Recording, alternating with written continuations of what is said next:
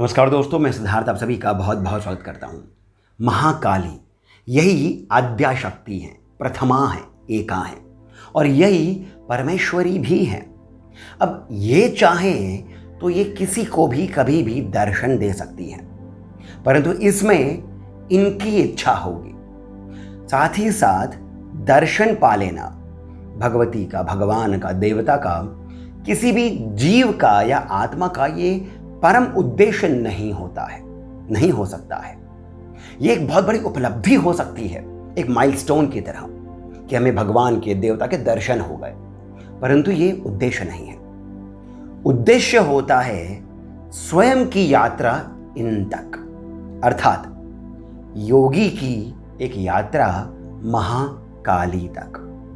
अब बात यही आती है कि योगी की जो ये यात्रा है, इसमें क्या क्या पड़ाव आते हैं। ये यात्रा कब तक चलती रहेगी, कब तक एक योगी साधना मार्ग से या फिर भक्ति मार्ग से या किसी और मार्ग से वो चलता रहेगा और कब भगवती काली तक वो स्वयं पहुंच सकेगा। क्योंकि यदि काली आपके जीवन में आती है, आपको दर्शन देती है, तो इसमें आपका उत्थान नहीं हो रहा है।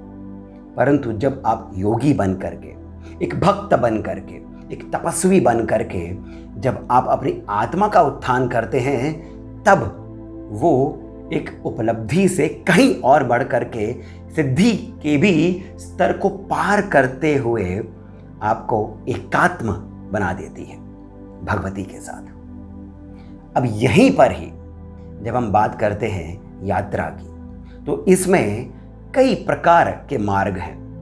इनमें एक बहुत ही शक्तिशाली मार्ग आता है, जिसे ज्ञानगंज के ही परमहंस श्री विशुद्धानंद जी महाराज ने स्थापित किया है काशी में। विशुद्धानंद जी महाराज ने 14 फरवरी 1935 में अपने विशुद्धानंद कानन आश्रम में, जो कि काशी में ही है, वहां पर एक नवमुंडी आसन उन्होंने स्थापित किया। ये जो नवमुंडी आसन है, इसकी मैं आपको महिमा बताता हूं संक्षिप्त में। बंगाल के एक बहुत बड़े संत थे जिन्हें वामक्षेपा भी कहते हैं। ये वामचरण चट्टोपाध्याय थे। ये 1830 के आसपास में इनका जन्म हुआ था। बहुत बड़े तपस्वी थे ये हो गए, या फिर श्री रामकृष्ण परमहंस हो गए। ऐसे बड़े बड़े संतों ने पंचमुंडी आसन से ही भगवती काली का तत्व प्राप्त कर लिया था। फिर यहाँ पर ज्ञानगंज के जो परमहंस हैं श्री विशुद्धानंद जी महाराज, उन्होंने काशी में जो नवमुंडी आसन स्थापित किया है, उसके ही बारे में बताते हुए, यानी कुछ दिनों बाद जब उन्होंने इस आसन की स्थापना करी, उसके कुछ दिनों बाद बहुत ही संक्षिप्त में, क्योंकि इस बारे में ज़्यादा बात करते नहीं थे, परंतु अपने कुछ चुने हुए शिष्यों को इन्होंने इसका संक्षेप में कुछ रहस्य बताया। वो बताते हुए उन्होंने ये कहा कि ये जो आसन मैंने स्थापित किया है, ये 40 वर्षों के सतत अध्ययन, सतत तपस्या के बाद में यह आसन यहाँ पर अब स्थापित हुआ है। ये अध्यात्म का और पराविज्ञान का वैश्विक केंद्र होगा और धीरे धीरे करके इसकी आभा संपूर्ण विश्व तक पहुंचेगी। ऐसा श्री विशुद्धानंद जी महाराज ने इस नवमुंडी आसन की महिमा के बारे में बताया है। तो आइए हम थ्योरेटिकली, क्योंकि इन्होंने भी अपने शिष्यों को थ्योरेटिकली ही बताया था, और उनमें से एक शिष्य ने इसको पेन डाउन किया है, अर्थात इसको लिखा है, तो उन्हीं के ही शब्दों में हम समझते हैं कि ये नवमुंडी आसन क्या है। ये कोई एक आसन नहीं है, ये 9 अलग अलग आयाम हैं, स्टेजेस हैं। इनमें आज हम बात करेंगे एक मुंडी आसन की, और वो इस कारण क्योंकि ये एक मुंडी आसन बेस बन जाता है आगे के जितने भी हमारे आसन आएंगे उनको समझने के लिए। बहुत ही इंटरेस्टिंग होने वाला है ये वीडियो, बहुत सारा ज्ञान प्राप्त करेंगे, और साथ ही साथ यदि आप साधक हैं, योगी हैं, या फिर साधना के मार्ग पर चल पड़े हैं, तब आपको अपनी यात्रा कितनी और अधिक तय करनी है ये भी समझ में आएगा। तो बने रहिए इस वीडियो के साथ। इस वीडियो को आप अभी से ही लाइक कर लीजिए, हमें सब्सक्राइब करना नहीं भूलें। कुछ लोग जो इस नवमुंडी आसन की जहाँ पर स्थापना हुई है श्री विशुद्धानंद कानन आश्रम में काशी में, वहाँ पर गए हैं। सामान्यतः बहुत लोग नहीं जाते हैं, परंतु जो कुछ गिने चुने लोग जाते हैं उनको भी मोबाइल फ़ोन, फोटोग्राफी इत्यादि सब मना है। ऐसा कहा गया है कि जब आप वहाँ पर बैठते हैं और थोड़ा सा ही ध्यान जब आप लगा लेते हैं, तब आपको वहाँ पर जो वाइब्रेशंस हैं वो फील होना शुरू हो जाएंगे। बहुत स्ट्रॉन्ग वाइब्रेशंस हैं उस पूरे कमरे में, नवमुंडी आसन में। और इसे समझने के लिए हमें यहाँ पर सबसे पहली बात जो समझनी होगी वो ये है कि आसन जो शब्द है उसका रहस्य क्या है। बहुत ही गूढ़ है, परंतु मैं आपको सरल शब्दों में बताने की कोशिश करता हूँ। आसन हम सामान्यतः मानते हैं वो जो हम बिछाते हैं, जिस पर बैठ करके हम पूजा अर्चना करते हैं, जैसे कुशा का आसन हो गया है, या फिर चमड़े का भी आसन आता है, मखमल का आसन आता है इत्यादि, कंबल का भी होता है। परंतु श्री विशुद्धानंद जी महाराज ने ये बताया है कि एक योगी के लिए जो आसन होता है वो उसके शरीर की मुद्रा होती है, जिस मुद्रा में वो बैठता है, जैसे कि पद्मासन, सिद्धासन, और इसी में आता है शवासन। शवासन को जानना बहुत आवश्यक है। शवासन क्या है? तो इसी में ही विशुद्धानंद जी महाराज ने बताया है कि जब एक योगी सतत सालों की प्राणायाम की क्रिया के बाद इस अवस्था में पहुंचता है जब वो अपने शरीर के बाहरी और भीतरी अंगों को, बाहर के भी और भीतर के भी अंगों को थाम लेता है, रोक सकता है, अपने कंट्रोल में रख सकता है, तब वो स्वतः ही शव रूपी हो जाता है। यानी जब वो अपने मन को, जब वो अपने हृदय को, अपने रक्त को रोक ले, अपने मन के अनुसार उसे चला सके, तब वो जो योगी होता है वो प्राणायाम की क्रिया से अपने शरीर को शव रूपी बना सकता है। जब सब कुछ रुक गया है, सारी गतिविधि, बाहर की अंदर की सारी गतिविधि रुक गई है, रक्तचाप, रक्त सब कुछ रुक गया है, तो फिर शरीर तो स्वतः ही शवरूपी हो जाएगा। ये होता है शवासन। परंतु तब इसमें क्या होता है? इसमें जो देवता होते हैं, आपके जो देवता हैं, वो फिर इस शरीर में अंदर इसके आते हैं प्रेत रूप में, और तब ये जो शव होता है इसमें वो जो देवता होते हैं वो आसीन हो जाते हैं। जब देवता आसीन हो जाते हैं तब एक योगी की यात्रा ऊपर की ओर आरंभ होती है। ये जो पूरी प्रक्रिया है यही शवासन है। आगे ये भी बताया है कि जो एक योगी होता है वो अपने इस शव में, शरीर जो उसका शव रूपी हो चुका है, उसमें वो अपने भाव के ही द्वारा देवता को स्थापित कर सकता है। भाव अर्थात कॉन्शियसनेस, अर्थात इन सब में जो योगी होता है वो जागृत अवस्था में होता है। और यहीं पर ही अब हम आगे चलते हैं कुछ और तत्वों को समझने के लिए, जिसमें अब आते हैं अंड, अर्थात जो अंडकार, जो हम यूनिवर्स को समझते हैं, जगत को समझते हैं, वो भवन और लोक, ये क्या होते हैं। यहीं पर ही श्री विशुद्धानंद जी महाराज ने बताया है कि जो ब्रह्मांड है ये बहुत ही छोटा वर्जन है एक बहुत बड़े अंड का। अर्थात जो ये पूरा जगत है वो नहीं जो दृश्य है, जो उसके भी बाहर है, जो पूरा जगत है, इसमें अलग अलग लेवल्स पर, अलग अलग स्टेजेस में अंड आते हैं, यानी कॉस्मिक एग्स आते हैं। उसी में जो सबसे छोटा जो अंड है वो है ब्रह्मांड, और ऐसे इसके बाहर वाला जो बड़ा अंड है उसमें कई सारे और ब्रह्मांड हैं, जिन्हें साइंटिस्ट कहते हैं मल्टीवर्स। कई सारे ब्रह्मांड हैं। हर एक अंड में ये जो ब्रह्मांड है इसमें 14 लोक हैं। अब यहीं पर हमें ये भी समझना होगा कि ये जो पूरा जगत है ये 36 तत्वों से बना है। 36 एलिमेंट्स हैं जिनसे पूरा जगत बना है, जिसके अंदर अंड आते हैं अलग अलग स्टेजेस में, और एक स्टेज में आता है ब्रह्मांड। अब ये जो ब्रह्मांड है, यानी इसके जो संचालक हैं वो हैं ब्रह्मा, और इसी ब्रह्मांड में आते हैं 14 लोक।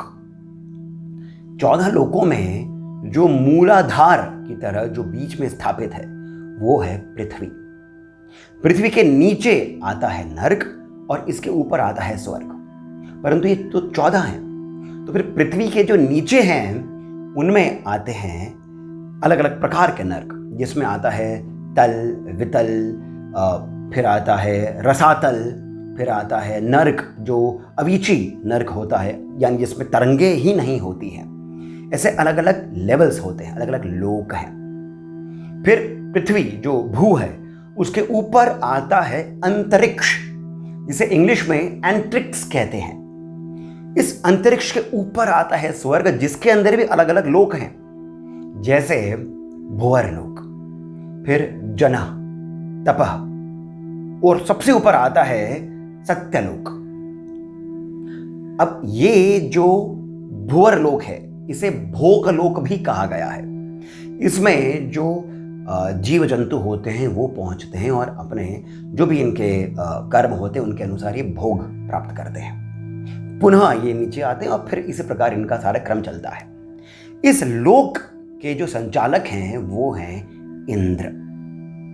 अब यहीं पर ही एक योगी की यात्रा नहीं थमती है, इसके कहीं ऊपर उसे जाना होता है।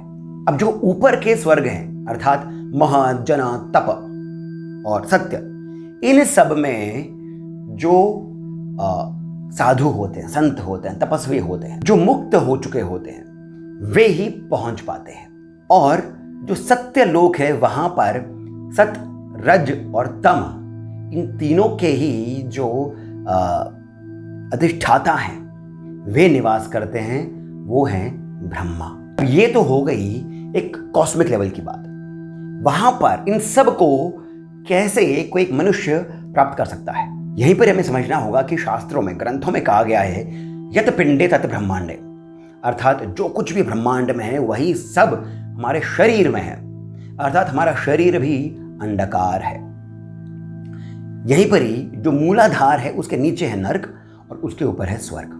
जो योगी होता है वो सतत अध्ययन के बाद, सतत तपस्या के बाद में इस ब्रह्मांड को, जो शरीर रूपी ब्रह्मांड है, उसको भेद सकता है।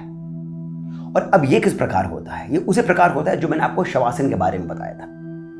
जब एक योगी उस स्टेज पर पहुंचता है कि वो अपने ब्रह्मांड को भेद सकता है, तब जो ब्रह्मा होते हैं वो उसके शरीर में स्थापित होते हैं प्रेत रूप में। प्रेत रूप में ब्रह्मा उस योगी के शरीर में स्थापित होते हैं और फिर वो जो योगी होता है वो इस ब्रह्मांड को पार कर सकता है। जी हाँ, ये जो 14 लोकों का ब्रह्मांड है, इसको एक योगी पार करके इसके बाहर वाले अंड में पहुंच जाता है।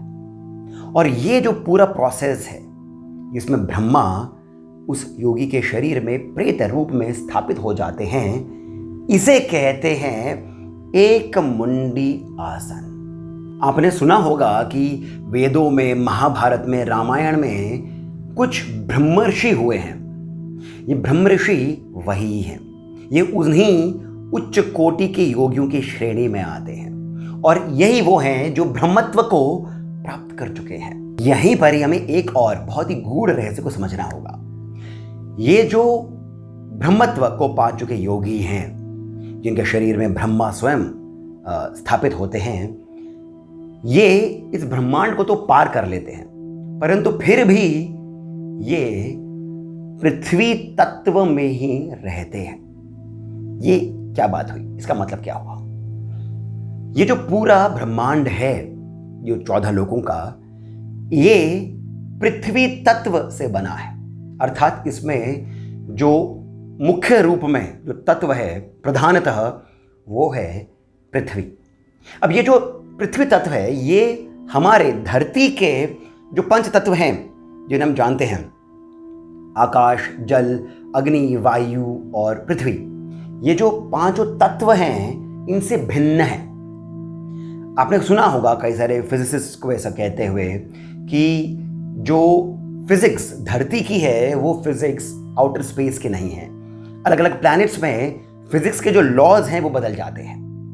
सुना होगा, ये वही वाली बात आती है कि जो ये पंच तत्व हैं जो हम अपने शरीर में, इस धरती पर जो हम समझते हैं, ये पंच तत्व ब्रह्मांड के लेवल पर बहुत अलग तरीके से खेल खेलते हैं। तो जो ब्रह्मांड है ये मुख्य रूप में पृथ्वी तत्व के ही आधार पर स्थापित है। इसी कारण हम इस ब्रह्मांड को देख सकते हैं, कितना भी दूर हो हम इसे देख सकते हैं योगिक क्रिया के द्वारा। तो जो योगी होते हैं, जब ये इस ब्रह्मांड को भेद तो सकते हैं, परंतु फिर भी इनमें पृथ्वी तत्व अधिक होता है। इस पृथ्वी तत्व से बाहर नहीं आ पाते हैं और इसी कारण ये अपने शरीर के साथ में ही रहते हैं। परंतु जब ये जो योगी हैं ये पहुंचते हैं बाहर के आयाम में, जो बाहर का अंड है, उसमें जब इनकी यात्रा आरंभ होती है तब ये पृथ्वी तत्व के प्रधान बन जाते हैं। तब ये पृथ्वी तत्व को अपने अंदर समाहित करके उसके कंट्रोलर बन जाते हैं। फिर इसी प्रकार से इनको कई और सिद्धियां मिलती हैं। ये जो योगी होते हैं ये ब्रह्मांड को तो भेद सकते हैं, परंतु फिर भी ये पृथ्वी तत्व के ही स्वामी बन पाते हैं। उसके बियॉन्ड और भी तत्व हैं जिनका इन्हें स्वामी बनना है, परंतु वो यात्रा अलग है। वो यात्रा और भी उच्च कोटि की होती रहती है। एक अंड से बाहर आकर के ये दूसरे अंड में आते हैं। ये जो ब्रह्मांड के बाहर का अंड है, ये इसकी जो यात्रा है वो केवल द्विमुंडी आसन के साथ में ही हो सकती है। द्विमुंडी आसन के बारे में मैं आपको अगले वीडियो में बताऊंगा। अगले वीडियो में हम और भी कुछ आसन हैं, द्विमुंडी, त्रिमुंडी, चतुर्थमुंडी, इनके बारे में बात करेंगे। और जो द्विमुंडी आसन के अंदर जिस अंड के बारे में बात करी है उसका नाम है प्रकृति अंड। यानी एक हो गया ब्रह्मांड, ब्रह्मांड के ऊपर इसको कवर करता हुआ है प्रकृति अंड। इस प्रकृति अंड के जो स्वामी हैं वो हैं विष्णु। परंतु ये सभी बातें होंगी अगले एपिसोड में। आशा करता हूं कि आपको ये सभी बातें जो मैंने बताई हैं ये सुंदर लगी होंगी। आपके मन में कहीं वो बीज उत्पन्न हुआ होगा कि योगिक क्रिया अपने जीवन में उतारी जाए, ये सब कुछ अनुभव में लेकर आया जाए, क्योंकि जीवन की जो यात्रा है वो इन्हीं सब के लिए है। इसके साथ यहीं पर ही मैं सिद्धार्थ विराम लेता हूं। यदि आपको वीडियो अच्छा लगा हो तो कृपया करके मैं पुनः आपसे विनम्र अनुरोध करता हूं कि इसे आप लाइक करें, सब्सक्राइब अवश्य करें, कमेंट करके मुझे बताएं कि आपके क्या मत हैं। साथ ही साथ में कमेंट सेक्शन में जो पहला कमेंट पिंड है वहाँ से जीपे, पेटीएम इत्यादि के माध्यम से 100, 200, 500 जितना भी आपके मन में हो उतना आप श्री सहयोग अवश्य करें। मैं बहुत अधिक प्रोत्साहन मिलता है। इसके साथ मैं सिद्धार्थ आप सभी से जाने की अनुमति लेता हूँ। धन्यवाद।